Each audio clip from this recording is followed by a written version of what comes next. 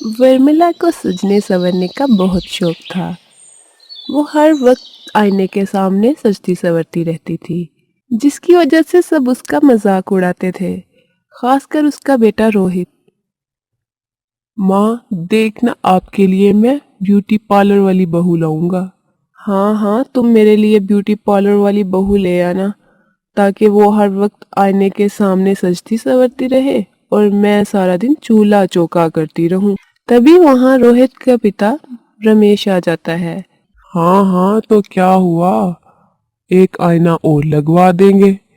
एक के सामने सास खड़ी होगी और एक के सामने बहू। और चूल्हे चौके की क्या बात है, वो मैं और रोहित मिलकर कर लेंगे। उन लोगों में ऐसे ही हंसी मजाक चलता रहता था। कुछ दिन बाद रोहित के लिए शीतल का रिश्ता आता है। वो लोग उसे देखने जाते हैं। लड़की तो हमें पसंद है, मगर कहीं ब्यूटी पार्लर का काम तो नहीं जानती, क्योंकि मुझे ब्यूटी पार्लर वाली बहू नहीं चाहिए। शीतल की माँ रानो सोच में पड़ जाती है। अब क्या करूं? शीतल तो बहुत अच्छी ब्यूटिशियन थी। अगर हाँ बोलूंगी तो इतना अच्छा रिश्ता हाथ से चला जाएगा।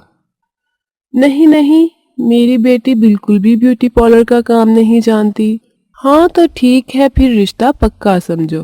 कुछ दिन बाद शीतल और रोहित की शादी हो जाती है।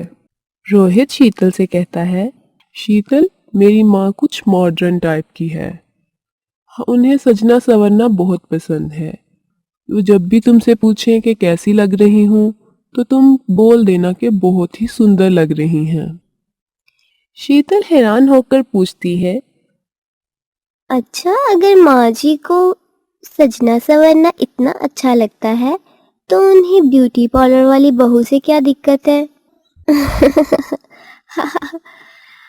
अरे शीतल, क्या तुम नहीं जानती कि कोई भी औरत नहीं चाहती कि उससे सुंदर कोई दूसरी लगे, बस इसलिए। ओहो, मेरे लिए सासू माँ को समझना बहुत मुश्किल है। अगले ही दिन शीतल की सास उसे कहती है, अच्छा बहू, शाम में मेरी दोस्तें और कुछ मेहमान मुंह दिखाई के लिए आ रहे हैं, तो तुम अच्छे से तैयार हो जाना, और मैं पार्लर जा रही हूँ। शीतल हैरान होकर पूछती है, माँ जी, मुंह दिखाई की रस्म तो मेरी है और पार्लर आप जा रही हैं। हाँ तो क्या मतलब इस बात का? तो चार लोग मुझे भी तो देखेंगे, सास तो मैं हूँ ना। वर्मिला ये कहकर ब्यूटी पार्लर चली जाती है। शीतल अच्छे से तैयार हो जाती है। शाम में वर्मिला की दोस्तें शीतल को देखकर कहती हैं, अरे वर्मिला, तुम्हारी बहू तो बहुत ही सुंदर है। कहीं ये ब्यूटी पार्लर वाली बहू तो नहीं ले आई तुम? अरे नहीं नहीं, मैंने तो तभी बोल दिया था कि ब्यूटी पार्लर वाली बहू नहीं चाहिए। अच्छा वर्मिला, तुम्हें पता है कॉलोनी में सास सुंदरता कॉन्टेस्ट है, हम सब पार्टिसिपेट कर रहे हैं। अरे नहीं नहीं, मुझे तो किसी ने नहीं बताया, और मुझे तो उसमें भाग लेना है।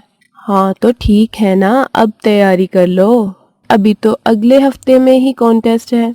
उनके जाने के बाद वर्मिला सोच में पड़ जाती है कि आखिर बहू इतनी सुंदर कैसे दिखती है। एक दिन वो अपनी बहू को चुपके से देख रही होती है कि वो अपनी मेकअप किट से कुछ चीजें लगा रही होती है, और अच्छे से तैयार होकर वो बहुत ही सुंदर लगने लग जाती है।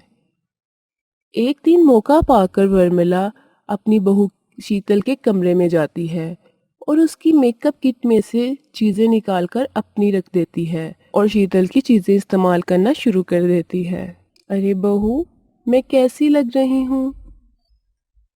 वाह माँ जी, आप तो बहुत सुंदर लग रही हो। लगता है कुछ इम्पोर्टेड प्रोडक्ट्स यूज़ की हैं। हाँ हाँ, वो असल में मुझे प्रतियोगिता में हिस्सा भी तो लेना है और सबसे सुंदर दिखना है। देखना, अवार्ड तो मुझे ही मिलेगा। वर्मिला दिल ही दिल में हंसती है। तुम्हें क्या पता हो कि ये तुम्हारे ही क्रीम पाउडर मैं इस्तेमाल कर रही हूँ, जिन्हें लगाकर तुम बड़ी सुंदर और चमकने लग जाती थी। 2 दिन बाद ही वर्मिला रोती हुई अपनी बहू के पास आती है।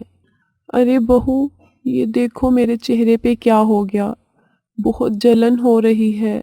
ये इतने सया धब्बे, मेरे हाथों और चेहरे पे ये इतने धब्बे बन गए हैं।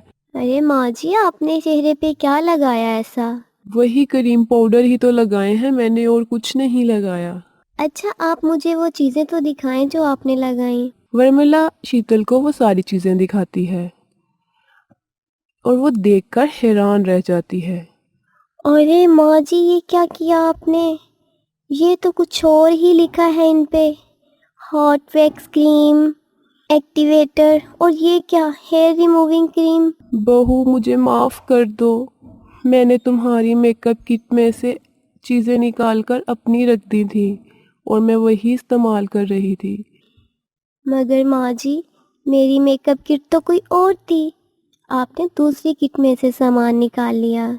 और आपको क्या ज़रूरत थी चोरी करने की? आप मुझे वैसे भी कहती तो मैं आपको दे देती। अरे बहू, मुझसे गलती हो गई, तुमसे सुंदर दिखने के चक्कर में मैंने वो सामान चुराया।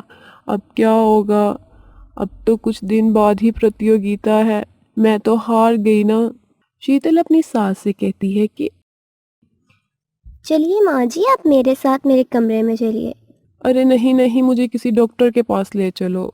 शीतल वर्मिला को अपने कमरे में ले जाती है और उसके चेहरे पे हल्दी और चंदन लगाती है। उससे उसकी जलन खत्म हो जाती है, मगर धब्बे और स्याह होते जा रहे थे और वो आईना देखकर रोने लगती है। क्या हो गया? मैं अब उस प्रतियोगिता में हार जाऊंगी, उसमें भाग नहीं ले सकूंगी। शीतल उसे कहती है, नहीं माँ जी, आप चिंता नहीं करो, आप बिल्कुल ठीक हो जाओगी। ऐसे ही मुसलसल शीतल अपनी सास के चेहरे पर हल्दी और चंदन लगाती रहती है और उसका चेहरा बिल्कुल साफ हो जाता है। अरे बहू, तुमने तो कमाल कर दिया, लेकिन इससे भी बड़ी चिंता तो अब मैं तैयार किससे होंगी? सब पार्लर वाली तो कॉलोनी की सासों ने बुक कर रखी होंगी। माँ जी, मैं आपको तैयार करूँगी और देखिएगा, अवार्ड आपको ही मिलेगा। प्रतियोगिता वाले दिन शीतल अपनी सास का बहुत अच्छा सा मेकअप कर देती है। कॉन्टेस्ट खत्म होने के बाद सुंदर सास का अवार्ड वर्मिला को ही मिलता है और वो बहुत खुश होती है। मैं अपना अवार्ड अपनी बहू को देती हूँ, क्योंकि ये अवार्ड मुझे उसी की वजह से मिला है। कुछ दिन पहले मेरा चेहरा बहुत बिगड़ चुका था और उसी की वजह से मेरा चेहरा फिर से सुंदर हो गया, क्योंकि मेरी बहू ब्यूटी पार्लर वाली है। वो सबको चिल्ला चिल्ला के बता रही थी कि उसकी बहू ब्यूटी पार्लर वाली है, क्योंकि उसके जहन में जो गलत फहमी थी वो दूर हो चुकी थी कि ब्यूटी पार्लर वाली बहू चूल्हा चौका नहीं करती, बल्कि सुंदरता के लिए हर वक्त सजती संवरती रहती है।